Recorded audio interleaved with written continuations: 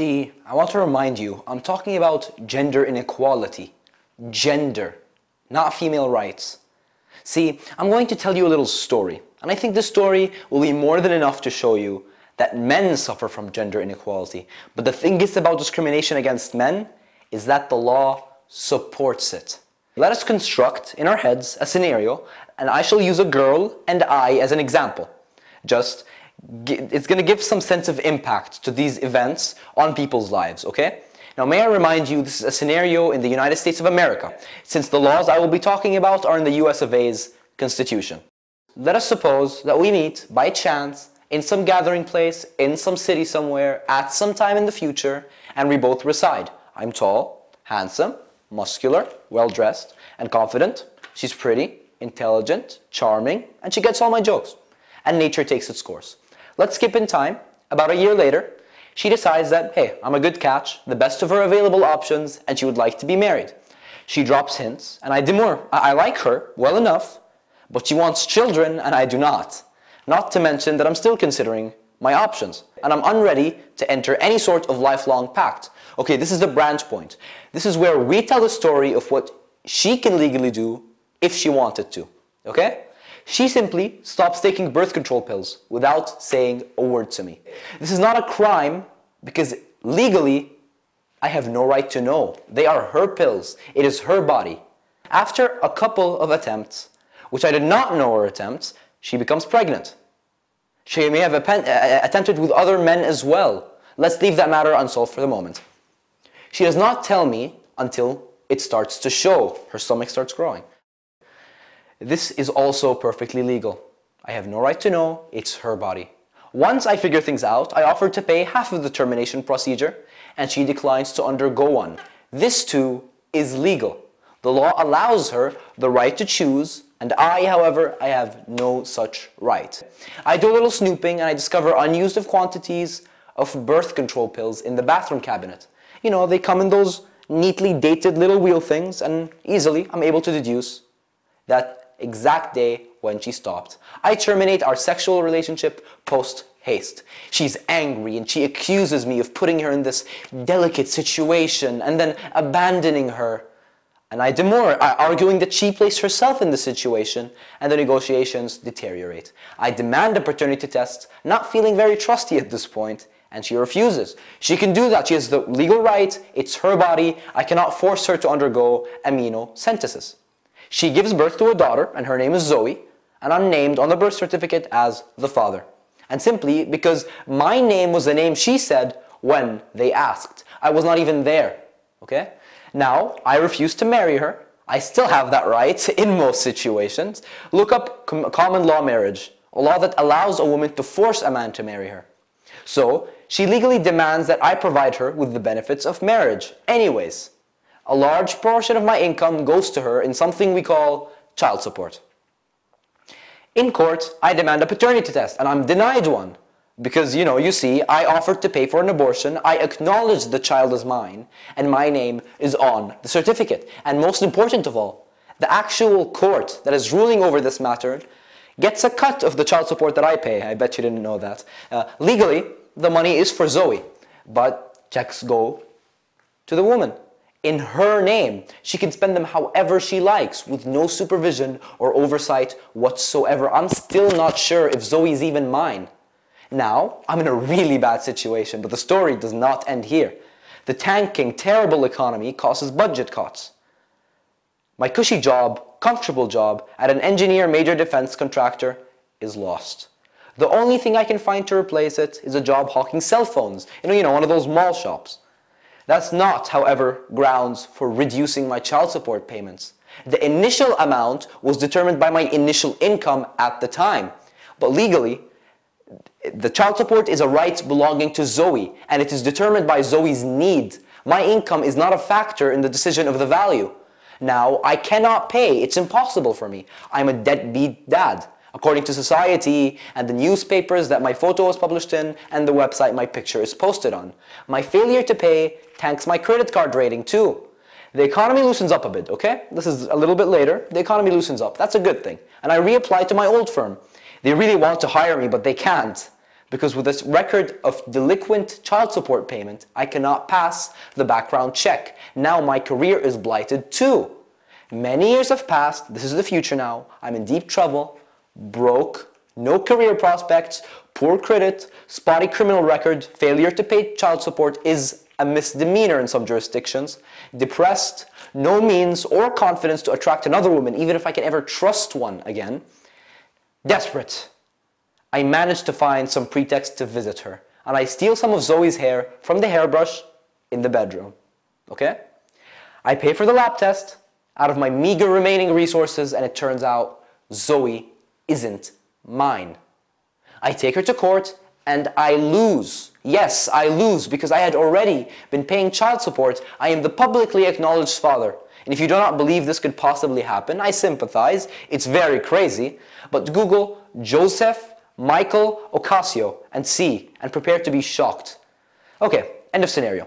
Let us look where we are right now. My life is indeed ruined. And at no point did I have any power to stop it, except by remaining celibate my entire life. At every point, what she did, she had the legal right to do. She didn't have to get away with anything. She could write a book about it and nothing would ever change because it was all legal. The only thing protecting most men from this fate is nothing but the woman's lack of inclination to do this. They are entirely in her power. As a woman, would you accept a 1700s style marriage where your husband owned everything and he had the legal right to beat you? And the only reason he wouldn't do it was simply because he was a nice guy and he wouldn't do that? And that is precisely what men are asked, expected to accept. Is it any wonder we are so distrustful and suspicious to the point of paranoia? It's our only defense. The law will not protect us. The law is against us straight down the line from point A to point Z. It is against us. Try to think about it. Try to imagine how we feel. In summary, when a man rapes a woman, it's against the law. When a woman rapes a man, the law is the very instrument she uses. I'm not saying women or men are the bad guys here, but I'm just telling you that you cannot say we are there yet. Come to think about it, the first step to solving a problem is recognizing what it is. To recognize what it is, we need to have a word. Like racist for gender, because racist is pretty strong. Racist puts the discrimination of humans behind a line. And we say, behind this line is a shameful past of injustice. And when anybody brings up a thing that hints to that subject, we call him a racist. We don't have that for gender, okay? We have not yet crossed that line for gender inequality. And it is missing. For once in my life, I get to say, words have failed us. People look at the word feminist and it stops them. They think they have to deal with that. But I think that it should be something done.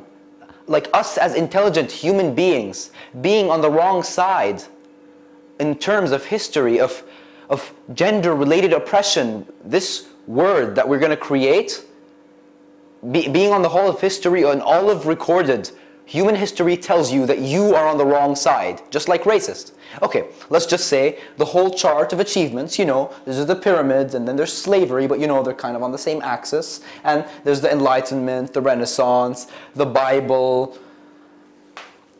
the Nazis.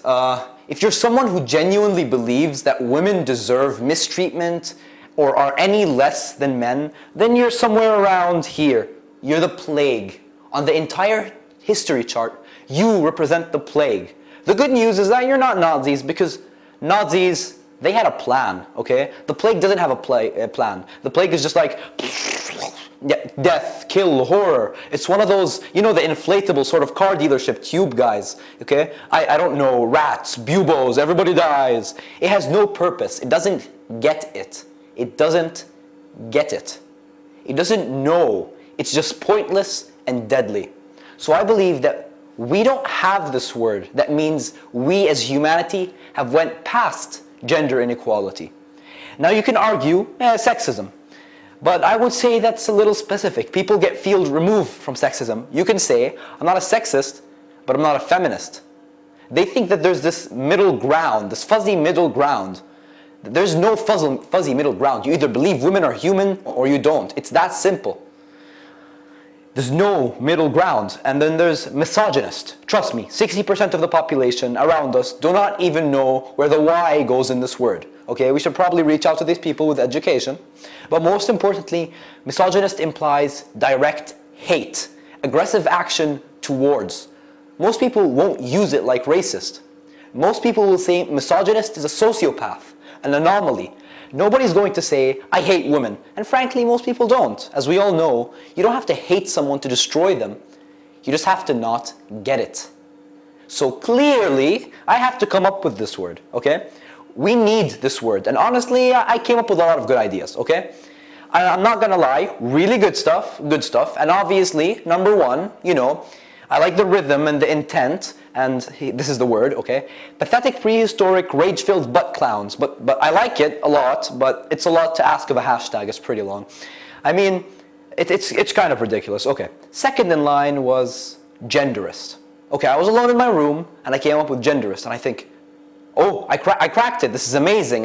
This is it. I think about it for a long time. It kind of sounds like generous, where like a guy says something like sexist and you say, hey, that's genderist. And he replies, oh, thank you. But actually, it kind of resonates with me. It works. And for 2 days, I lived with it and I didn't want to go anywhere near the internet because I'm sure somebody already thought of that.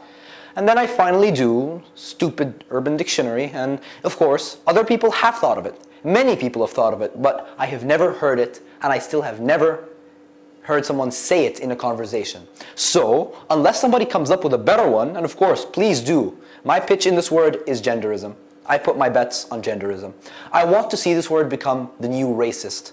I want to find that this word will say, there was a shameful past before we realized that all people were created equal. And we are past that point. And every evolved human being who is intelligent, educated, compassionate, is past that. And to say that I don't believe is unacceptable. And Katy Perry this time won't say, I'm not a feminist, but I like strong women. She would say, I'm not a genderist, but sometimes I like to dress up pretty. And that would be fine. Basically, sexist is too much of a generalization, and not everybody's included. Genderist, on the other hand, is something you believe in or you're primitive. When somebody says something that demeans men or demeans women, all you have to tell him is that he is genderist. Like how you do with racist, same thing. So, okay, I have come up with a word that other people have already came up with, and I'm asking you guys to put it out there in conversation. Literally, this is how it works. This is how we understand society. The word racism didn't end racism, it just contextualized it. It gave a word for it in a way that we still haven't done with this issue. Now, does that mean that this will end the problem? Oh yes, definitely. Okay, we've finally done it. All of recorded human history versus one personal project speech. No contest, so enjoy your lives. And you should probably try the new chocolate Taliban. It's in our cafeterias and it's supposed to be scrumptious. It will be delicious. Okay. Obviously, it won't solve it. Okay? That isn't going to happen. And to be frank, not in our lifetimes. I say to everybody listening to me, with gratitude, but also enormous sadness, that we will never not be fighting. And I say this to everybody on the other side of the line who believe that gender inequality is okay, that women can be bought or trafficked or ignored. I say to everybody within the digitalization of my voice, we will never not be fighting. We will go and on, and we will always work this issue till it does not need to be worked anymore. There was and always will be great heroes, great women and men working hand in hand to make sure that we get there. Extraordinary movements, exquisite acts of history, and then there will be schmucks like me, off in a corner, just working the words, just trying to get it right. Is this idea of genderism going to work? I don't know. I don't think I can change the world. I just want to punch it up a little.